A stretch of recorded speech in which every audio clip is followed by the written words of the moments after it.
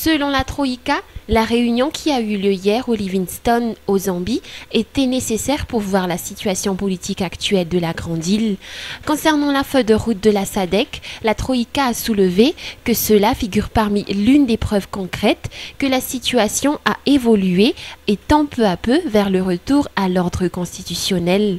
C'était à travers un communiqué ce jour que les responsables auprès de cette entité auprès de la SADC aient pu soulever cette décision.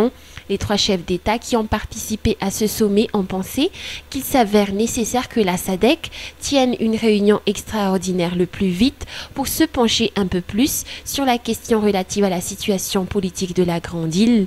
Selon le numéro 1 de la diplomatie malagasy, Yvette Silla, cette situation avantage Madagascar.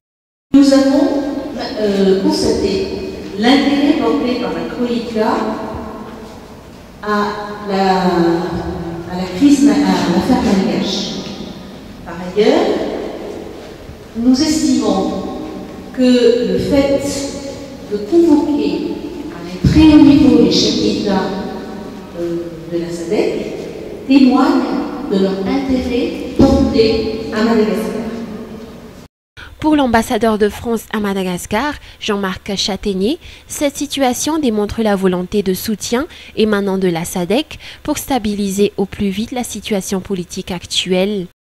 Outre cela, selon les trois chefs d'État de la Troïka, à savoir le président namibien Pohamba, le président de l'Afrique du Sud Jacob Zuma et le président mozambicain Armando Emílio Guebuza, il est important de respecter et de renforcer les efforts déjà entrepris dans le cadre de la médiation effectuée par la SADC et ses responsables de rajouter que chacun devrait y mettre du sien dans le respect de la consensualité, l'inclusivité et la transparence. Durant la période transitoire, toute forme de violence ne devrait faire surface dans le domaine de la politique. La Troïka a ainsi maintenu le docteur Leonardo Simao pour continuer la médiation en termes malgaches.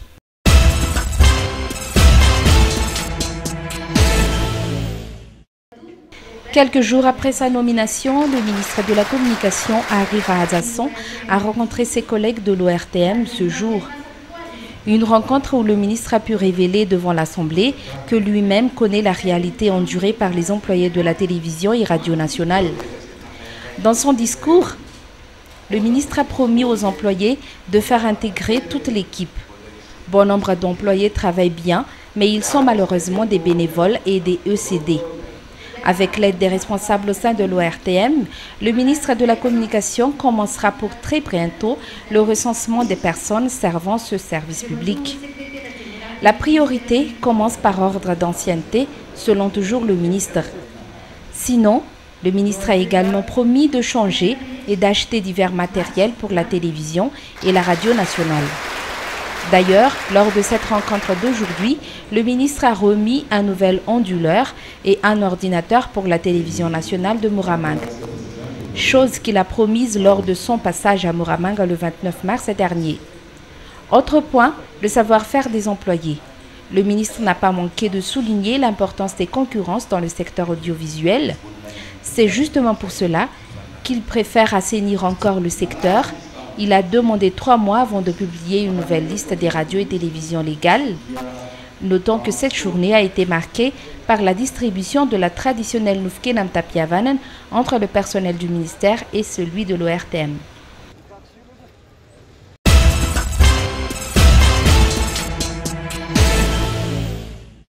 Face aux divers problèmes relatifs à l'assainissement des marchands ambulants de la capitale, l'on sait que plusieurs marchés de la capitale ont déjà été fonctionnels depuis l'année 2008. Toutefois, la plupart des box ou stands déjà réservés auparavant restent encore pour la plupart inoccupés, comme le cas du marché de Namuntan.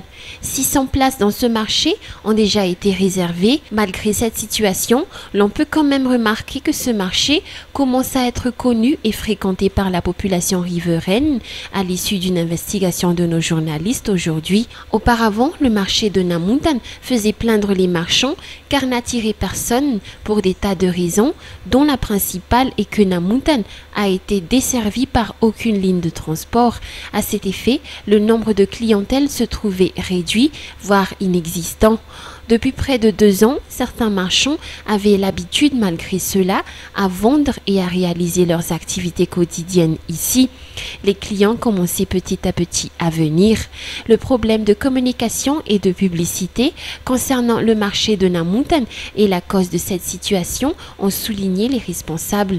Ils ont rappelé que le marché de Namuntan n'a pas été inauguré comme tous les autres grands marchés de la capitale. Il a été considéré comme un marché de quartier. Presque tous les box au sein du marché de Namuntan sont déjà occupés, malgré le fait qu'un tiers seulement soit fonctionnel. Les 2 tiers restants préfèrent réaliser leurs activités en dehors de ce marché. Toujours selon les responsables auprès de ce marché, certains des grossistes ou détaillants du marché d'Anoussat devraient renforcer les vendeurs de Namuntan, par exemple pour rendre opérationnel ce marché. L'insuffisance du nombre de marchands au sein de ce marché a un impact sur les activités des marchands, car le type de marchandises offert est également réduit. Les marchands de Namuntan incitent alors et encouragent à cet effet les marchands ambulants de la capitale qui ont encore un problème de place à les rejoindre pour étoffer et remplir le marché.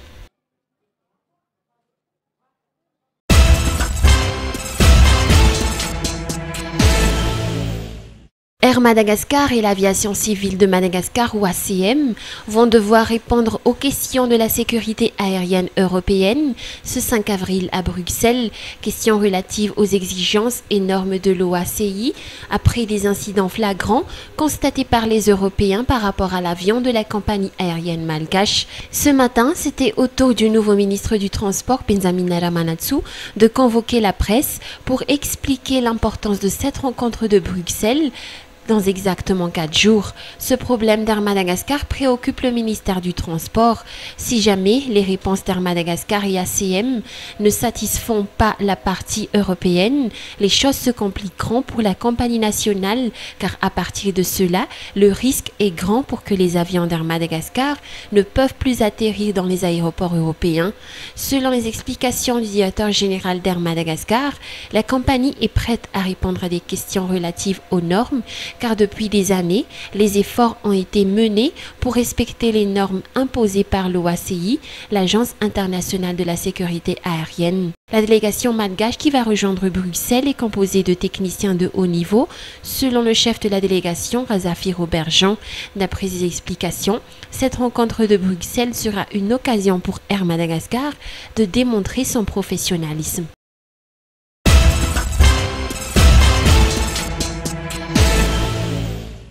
1er avril 1971, 1er avril 2011, il y a 40 ans aujourd'hui, le nationaliste Mundadzone était à la tête d'un mouvement populaire dans le sud. 3000 personnes, dont des nationalistes, y avaient péri leur vie. Une histoire qui semble pourtant être oubliée par les Malgaches. Ce jour-là, les manifestants ont voulu s'exprimer pacifiquement, mais cela avait tourné en tragédie. D'après les explications de Rabiar Manana Lucille, historienne et professeure titulaire à l'université d'Antananarivo, le soulèvement populaire était la conséquence des répressions faites par les fonctionnaires d'autorité. La population du Sud était aussi contre des élections truquées et voulait une justice sociale. Les populations du Sud se sentaient particulièrement atteintes dans leur dignité d'homme. En plus, les droits de l'homme n'étaient pas du tout respectés, puisque les libertés démocratiques n'existaient pas sous la Première République et les élections étaient loin d'être libres et transparentes. Elles étaient entachées, fortement entachées de fraude. De même, les militants de l'opposition... Notons que le 40e anniversaire de cette date mémorable a été marqué par une conférence au Colbert où des historiens ont partagé leur regard sur l'événement.